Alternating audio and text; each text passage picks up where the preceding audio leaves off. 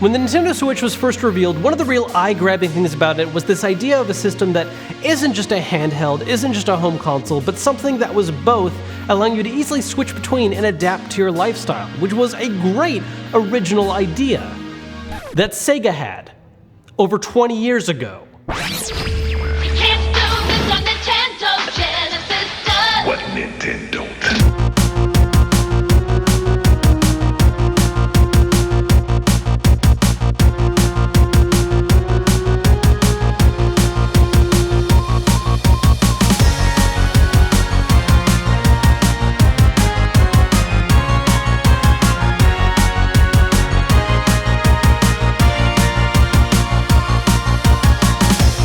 This is the Sega Nomad, the second handheld system released by Sega that, unlike the Game Gear, their first handheld, which was its own system with its own library of games, was actually more like a final revision of the Sega Genesis, giving you the ability to play Sega Genesis games on the go. Now, the Sega Nomad is a weird bit of gaming history with a lot of little oddities connected to it. It first came out back in 1995 and was based on another Sega product called the Mega Jet. Now, what that was, is it was a portable designed Sega Mega Drive, which is the Japanese version of the Sega Genesis. Sega Mega Drive 16-bit CPU 搭載 that would hook into portable TV screens. The idea was that it would be used in planes, thus the name Megajet, and give people ways to play games while they're on a flight. Well, they took the same technology used for that and instead incorporated a screen to release this little guy right here exclusively in the US. Another thing that's odd about the system is the fact that if you know your history of gaming and when systems come out, 1995 is very late in the cycle for this generation of systems. The Genesis had already been out for quite some time,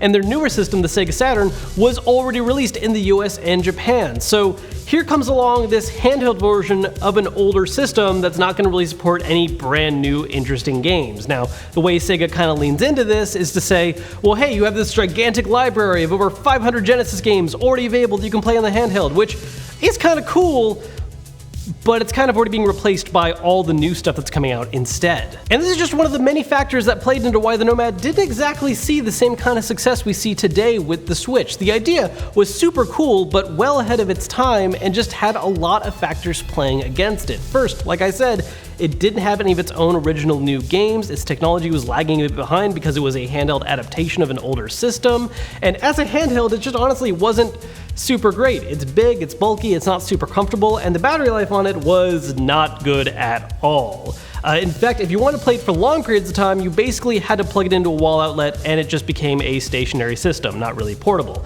You could get battery packs for it that were chargeable, and you could just get the battery holders, which held a bunch of AA batteries, but then you're basically getting about 2 hours of gameplay and killing 6 AA's. And all these problems together were really nothing compared to the biggest issue, which was the fact that right after it was released, Sega pretty much immediately stopped caring about the Nomad. They released it at this awkward time where they were already trying to juggle so many different systems at once. They had just released the Sega Saturn, they were still trying to do some support for the Sega Genesis and all of its different add-ons like the Sega CD and 32X, and there was just so much going on that with this guy's underperforming sales and the fact the Sega Saturn was doing really well in Japan, Sega basically abandoned it right away to instead focus on just the Saturn. Alright, so we got our batteries loaded up. Let's check this thing out. We're gonna start with a classic Altered Beast. So, oh man, I forgot how with these older systems, when you mess with the brightness bar, it actually like is a huge impact because you get to the point where you just can't see anything. You have to have it just right to even see what's going on the screen. There we go. So something we actually discovered too when we were tracking one of these guys down with this video is that lately they've actually been getting a lot more popular again. Primarily because people are finding ways to mod these and upgrade them. So, you know, this version that we have right here is just unmodded and original, but people are doing things like improving the screens, adding support for stuff that it really isn't supposed to normally have. Like when these guys came out, there was actually one of the other problems is that a lot of the major peripherals designed for the Genesis don't work on this guy, at least out of box. So you can't use like the 32X, obviously Sega CD, the Power Base, which lets you use Sega Master System games on it. None of that works on this. It's just traditional Genesis games. Oh, I just turned it into a monster. I want to prove one other ridiculous point of something that you can do with the Nomad, because while it doesn't support all those other peripherals, there are a couple it still supports, which lets you do silly things like this. Because of what this guy can support, you can do something like taking a Game Genie, copy of Sonic and Knuckles, slot that there. Get it to attach. No, come on, there you go. And then of course, Sonic 3, which we're gonna turn into Sonic and Knuckles. And then you can just play casually, you know, a game like this. Because there's nothing at all weird looking about this setup. So yeah, I mean, clearly it works as just a straight up handheld, so now let's check it out actually hooking it up to a TV. Alright, so we're all set up. I've already played enough Ultra Beast though, so I think it's time to switch to one of the greatest classics that is exclusive to the Sega Genesis, Echo the Dolphin.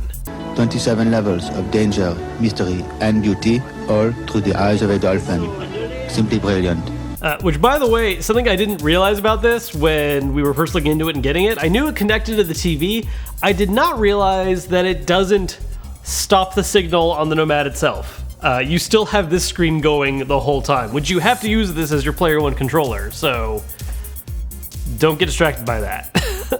This actually looks really nice, by the way, too. There is kind of a weird cropping happening on the CRT, but I'm getting like a really good looking signal of the game. Like, it looks really good.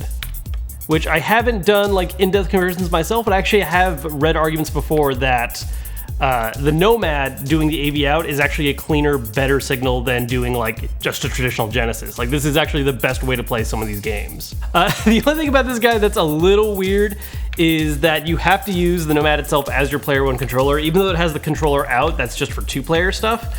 So as far as comfortable controllers go, this isn't really one. It's very bulky. It doesn't really have a comfortable grip design. I mean, there's a little bit on this one right here, but doesn't do a whole lot. It's definitely a brick. By the way, if you're wondering about our Blackout Design Switch right here, that's actually thanks to today's sponsor, D-Brand. They've released a whole bunch of different skins for the Nintendo Switch, and one of the big colors that you just can't do with official Joy-Cons just yet is black, and you can get a couple different black designs from D-Brand that look awesome, whether it's carbon fiber or camo. If you want to check them out, make sure to look at the link down below in the description. So what exactly did the Switch do right in comparison to the Nomad? Well, first off, there's the game library. Now yeah, it is kind of cool to advertise, hey, you already own all these Sega Genesis games, they'll work on your new handheld system. But there's nothing really exciting about that. There's nothing new, there's nothing it's gonna open up for you that you didn't have before with the Genesis. Whereas the Switch is its own brand new system with brand new games, while porting some of the biggest hits from the Wii U. And really one of the huge things is the concept of wireless technology, because imagine using the Nomad where you have it hooked up with a TV where you're running AV into the television system. It isn't a dock setup that you can just put down whenever you want. You have a separate cable running into power unless you're relying on the batteries, which are gonna die pretty quick. And if you want to do 2-player, well, you have one person playing on the Nomad with these 2 cables running out of it, with a 3rd cable running out of the bottom so someone else can use a controller. It's not exactly super and easy fun compared to the Switch where you just drop the main tablet into a dock and then detach the controllers and bam, you have just little portable wireless controllers. The idea of being able to play a system portably or on a TV screen and switching between them is really cool, whether it was back in 1995 or today. It's just that all the tech and stuff that surrounds that concept and makes it possible is just so much better now.